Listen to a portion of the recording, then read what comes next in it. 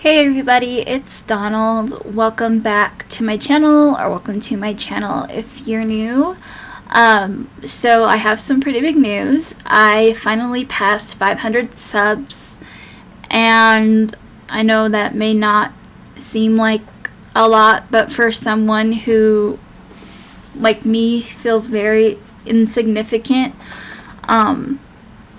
it actually means a lot. And I know a lot of it is because I have a lot of people come over from other people's communities, like Burnt Toast, Crude as Fuck, The Glare, all those wonderful people. I know that a lot of you guys see me commenting on their streams, and you guys like what I have to say, and you came over and subbed, and I'm so thankful for it.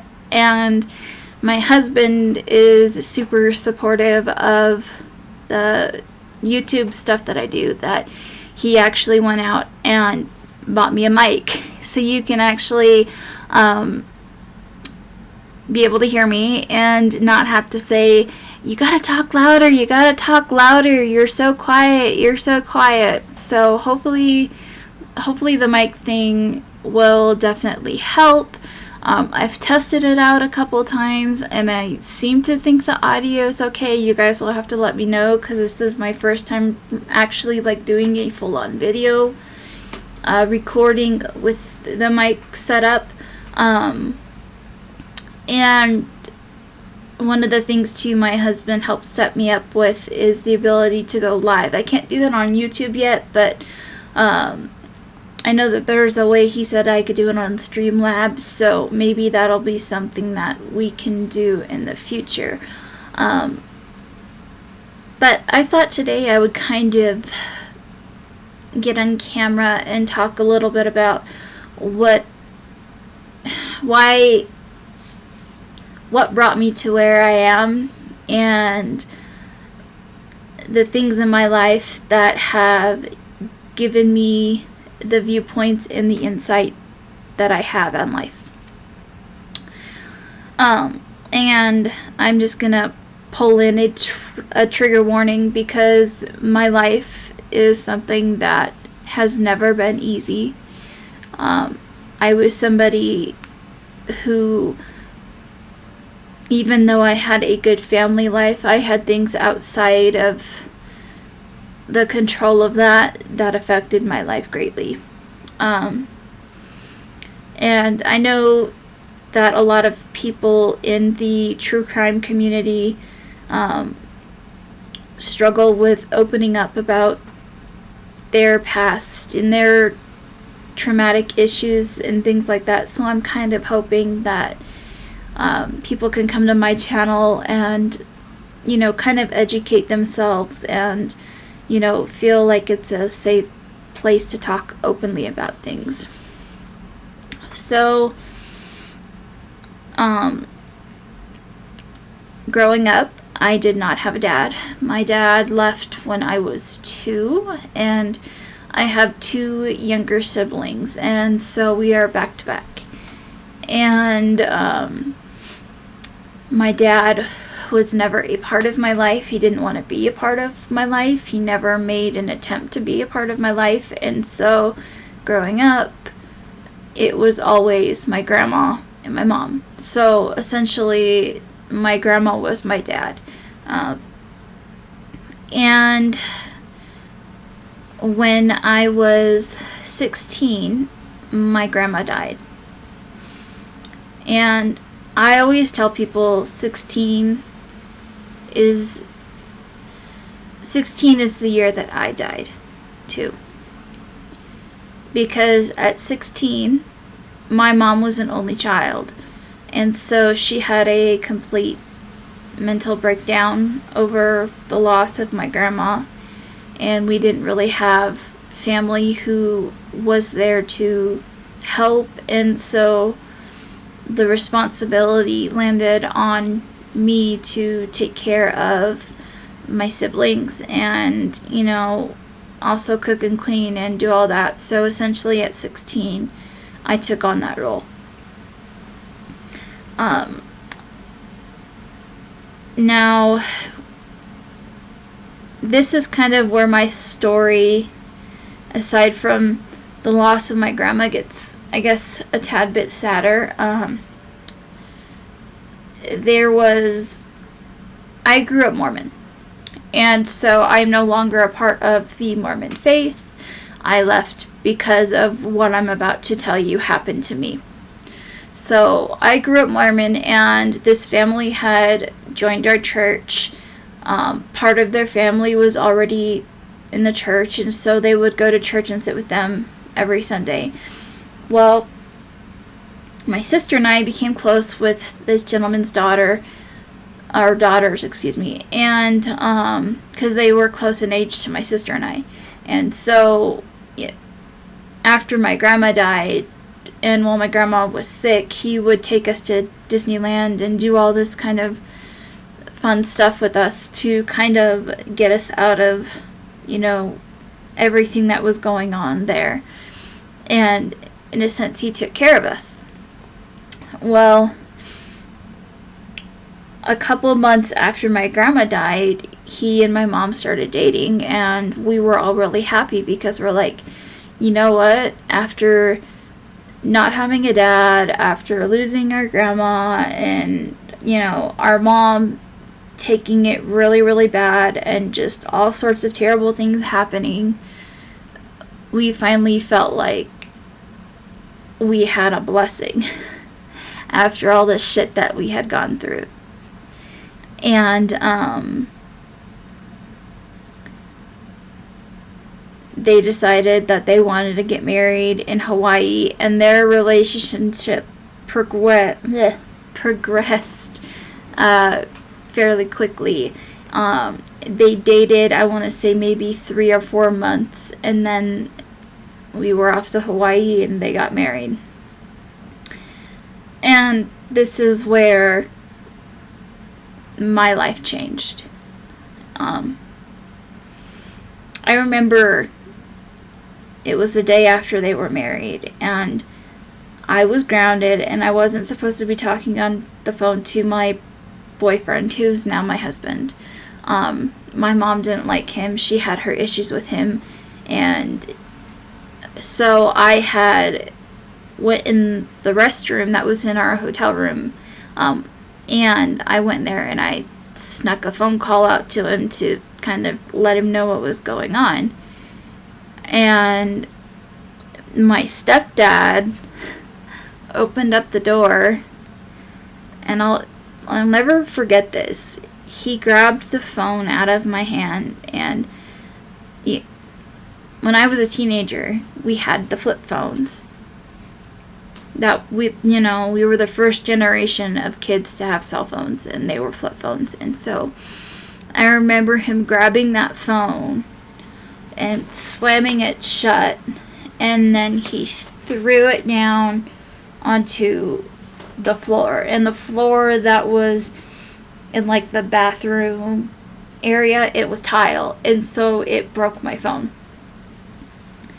And then he didn't just break my phone. He got probably about, this was like the distance between his face and mine, and he proceeded to yell at me and told me, he said, "I am not going to let you be a disrespectful little bitch anymore. You're going to respect what your mom wants, and you're not going to be doing any of this bullshit.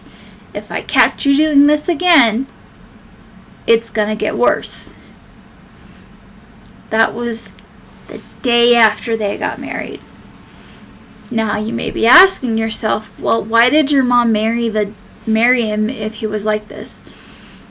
That's because he was a classic textbook narcissist. He is one person in front of a group of people, and then behind closed doors, he was a completely different man. And over time, the severity of my abuse got worse.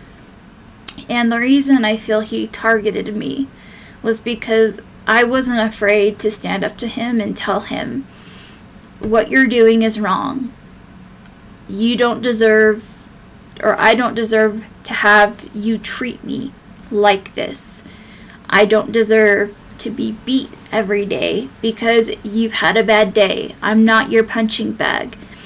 And he didn't like the fact that I had, the ability to stand up and say something to him. It didn't click with him that you can't just do that with people. He had been doing it for so many years by that point that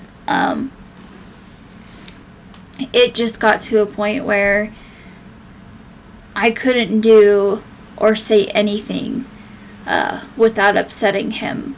And so I got beat daily. And one thing about growing up in the Mormon Church, and I don't know how any of the other churches are, but the Mormon Church is particular when it comes to what happens when you experience something like this. You go to your bishop. Your bishop, he's called to protect you and make sure that you're safe. And if you are struggling spiritually, he's there to help guide you and give you advice on, how you can better where you're struggling. And if you need, for example, in my case, I needed help with my stepdad because of what he was doing to me. I needed the bishop to come in and put a stop to it. Well, I went in there and I spoke with the bishop. And the bishop proceeded to tell me, this was probably maybe a month or 2 months after my mom and stepdad had gotten married, that he told me that I was just a spoiled teenager who wasn't used to having a father figure, and that what was going on with me was a result of not being used to that. And I was like, okay. And 2 more months go by, and the abuse is getting even worse. Beatings are lasting longer. The bruises and welts are getting bigger. Because he didn't just hit me with his hands. I was beat with a belt. I was beat with a hanger, a shoe, whatever he had to his disposal to beat me with, I got beat with it. Didn't matter what it was. But he made sure that it hurt. Well, the second time, I went to the bishop again, and I told him the same thing that, as I had said before, and he gave me the same answer, that I was just a spoiled teenager who was not used to having a father figure. And all I could think about was, man, he has no idea. Like, I couldn't understand how I was doing what the church teaches you, which is to go to the bishop, say, hey, I need help. Here's why I need help. And him be like, you're just a spoiled teenager. You just need to get over it. Essentially. What I didn't expect him to do was pull in my stepdad. And this is where things really went downhill for me. Later that night, after church, when everybody was asleep, my stepdad came in my room. He yanked me out of bed, and he was staying at our house, and the way that it was we would spend half of the week at his house and then half of the week at my house. And this week, it happened to be time to spend at my house. And the way my house was set up was there were bedrooms on one side, and then you would walk down a hallway, and then there would be like a living room. And then behind the living room was a kitchen, and then behind the kitchen was a entertainment center room. And he took me into the entertainment center room. And he gave me the worst beating I had in my life.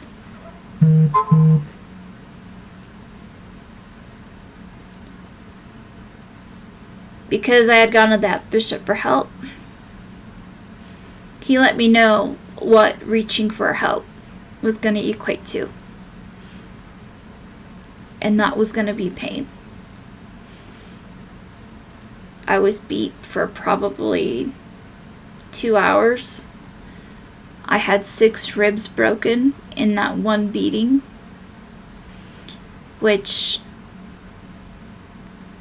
I was in marching band at the time, and so I was in so much pain. I don't even know how I managed to act like I was okay, because that was the thing. I became so used to having to act like I was okay that sometimes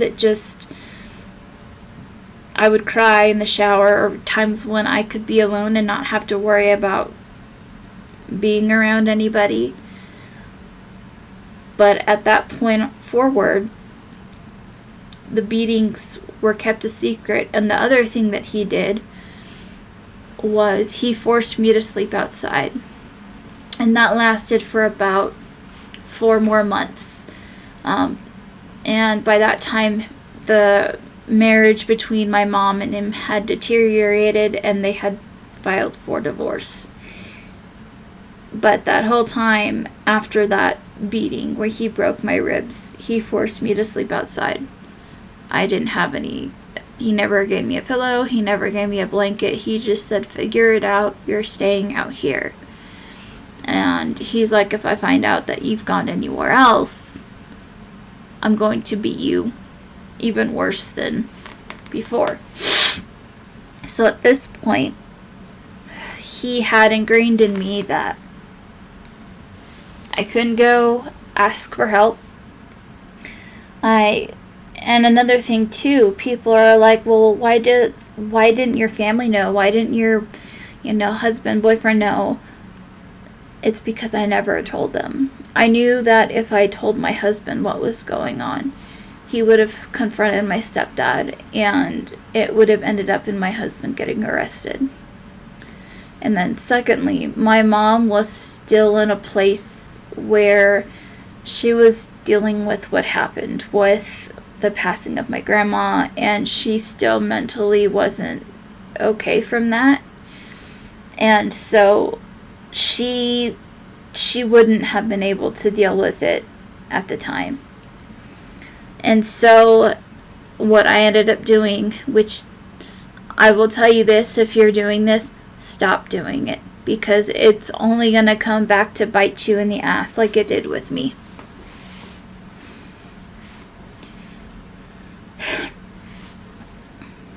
Don't hide your trauma. Tell somebody.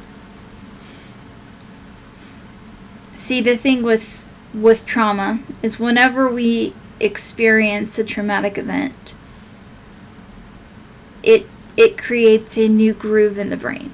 And so anytime somebody is triggered, it's our brain reacting with that memory. And what happened with me is the trauma I suffered from that man was so horrific that it rewired my brain. And because I never sought help until later as an adult, my brain will never work properly. And so it's actually cost me my ability to work a job because I don't know what my triggers are. I don't know all of them. And there are days where I have panic attacks. My PTSD is so bad. I have night terrors. It's all from the abuse I suffered.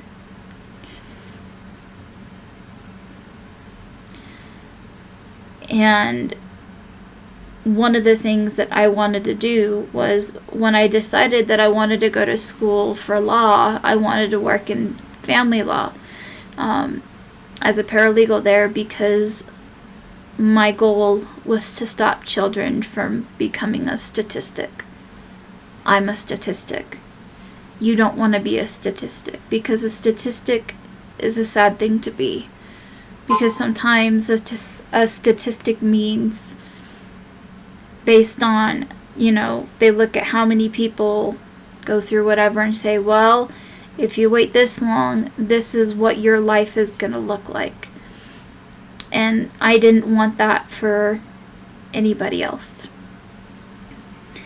Now, after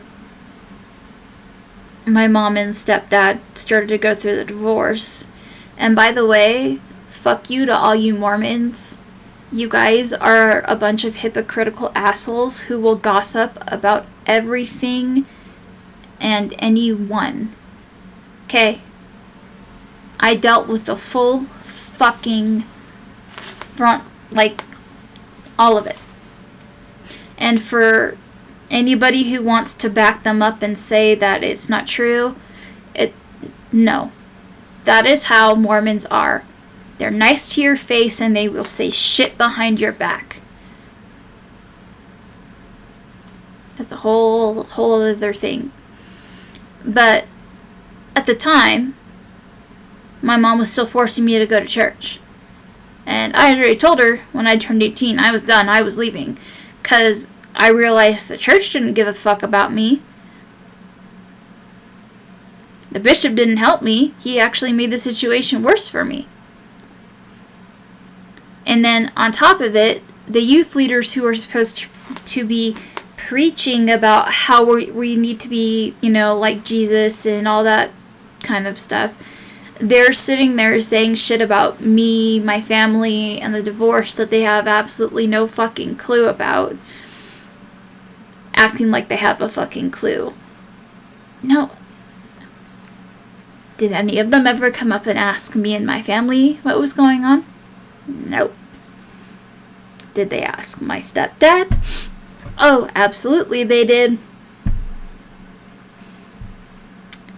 And so one night I finally had enough, and I told them all that they could all go fuck themselves. And I said that in church, and guess what? I didn't burst into a ball of flames, so you know what? Apparently Jesus must not have been offended by what I said. He must have agreed with what I said, because if you're trying to teach people to be that way, and you're acting the way they were, I've only received 2 apologies from that whole thing. One of them was from the Young Women's President, who I told to fuck off because of what she was saying about me and my family. I gave her a massive reality check because I used to be really good friends with her daughter up until a certain point. She was the only one out of the group of the 4 women who apologized to me. None of the other ones ever did. I honestly don't give a fuck. If they don't think what they did was wrong, then that's on them. And then the only other person to give me an apology was the bishop. And it all came down to, I had a sit down with him not too long ago. And that was something that I've been working with my therapist on. And we had a good conversation, and it came down to when I wondered how come I couldn't reach him when I was telling him that I needed help. And it came down to this. I took away everything that I had learned in therapy and put me back into 16-year-old me, who was damaged, who was scared, and who didn't know what to do. I was so terrified of my stepdad that I downplayed what I said to the bishop. And because I was already in counseling for depression, he assumed that it was something that I could speak with my therapist about, not understanding the severity of the situation of I should have been pulled out of that home and put someplace safe.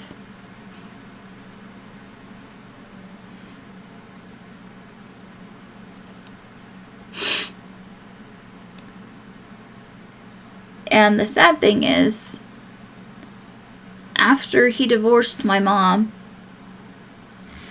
he had a habit of going from woman to woman to woman to woman. He was with his newest fiance, and this was maybe a year after he and my mom had, divorced. And I found out through one of his daughters that the abuse continued to get worse. And one of the things that he continued to do, which he started with me, was he started to force them to sleep outside. And he had a fiance who was complicit in the abuse and who encouraged him to do that to his children. Now, what happened to me, I guess you can call karmatic justice. This motherfucker died of horrific, painful death. And I can already hear the people in the comment section saying, you shouldn't speak ill of the dead and da-da-da-da. I'm sorry, I understand where you're coming from, but for me, I don't care. For me, this for me is the only amount of justice I got in my life from what this man did to me. He was riding his motorcycle on the freeway, got into a car accident with a semi-truck, and he was crushed to death. And my mom has a copy of the police report and everything. And it talked about the kind of help he received and how long he was conscious for and all that good stuff. And that man suffered until he died. And all I can say is, thank God for the amount of shit I had to suffer. And you know what? He didn't just abuse me. He abused his kids. It wasn't just my life that was affected by this man. He has other children that were put through more abuse. There was one time where I saw him holding his 11-year-old daughter off the floor by her neck, telling her that he hated her and that he wished that she was dead and that she was one of the biggest regrets he had in his life. So when I read that he was conscious and in pain until he died, I don't fucking care. I don't fucking care. That man destroyed more lives than I can count. And that is why I say it is karmatic justice. Because he didn't leave this world easy peasy lemon squeezy.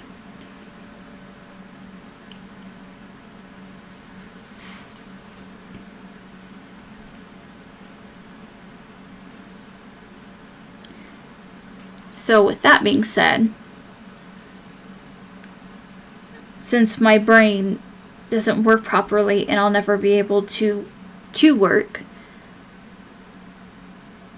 that's why I decided to do advocacy work, because that's something that I don't necessarily have to worry about showing up to an office, but I can be there for people who need it. I understand what it's like to suffer through being abused, to have to fake my life. I can understand what it's like to lose somebody and empathize with somebody with grief and loss. I had a best friend who went missing last year, and luckily she was found, but I had to make a YouTube video for her to find out that she was reported as missing. And I filmed that video during a panic attack. And so there's things in my life that I look at as yes, I do have things that were robbed from me. And I can't change what happened to me. But what I can do is look at my life from here on out and decide what I want to do with it. And helping people is something that I enjoy doing. Knowing that I'm able to make a difference in someone's life by sharing my story, by sharing what happened to me and things that, I learned in therapy on, because there's some people who can't afford therapy. And there's people who who message me telling me, oh, thank you for sharing that, because I can't afford to see a therapist. And so sharing my experience with other people gives them knowledge that can help them. And I've also learned that you don't ever judge anybody, which is something that I've taken a lot of heat for. Because I believe in, innocent until proven guilty. And I had to live with people who didn't believe me, who called me a liar and said that I was fabricating things, when in reality, I needed somebody who just would listen to me and let me know that what I was going through was valid, that it happened to me, and that even though, yes, bad things did happen to me, I can learn from that and help others be able to, get the help they need. And whether that's with putting them in contact with an organization for domestic violence or some sexual assault charities, putting out the suicide prevention hotline, because I've been there. When I was being abused, I tried to kill myself 3 times because I got to a point where I just didn't care about living anymore.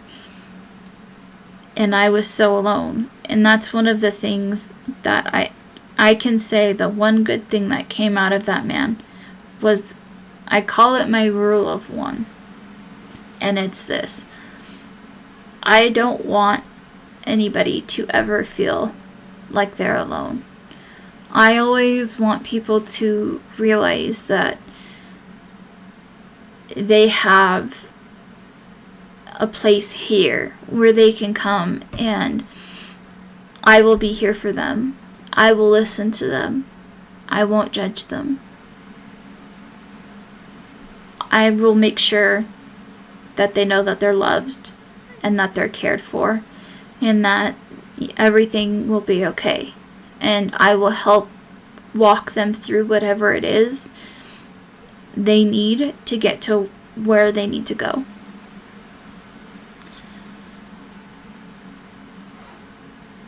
And I hope that sharing my story with you will help you guys realize that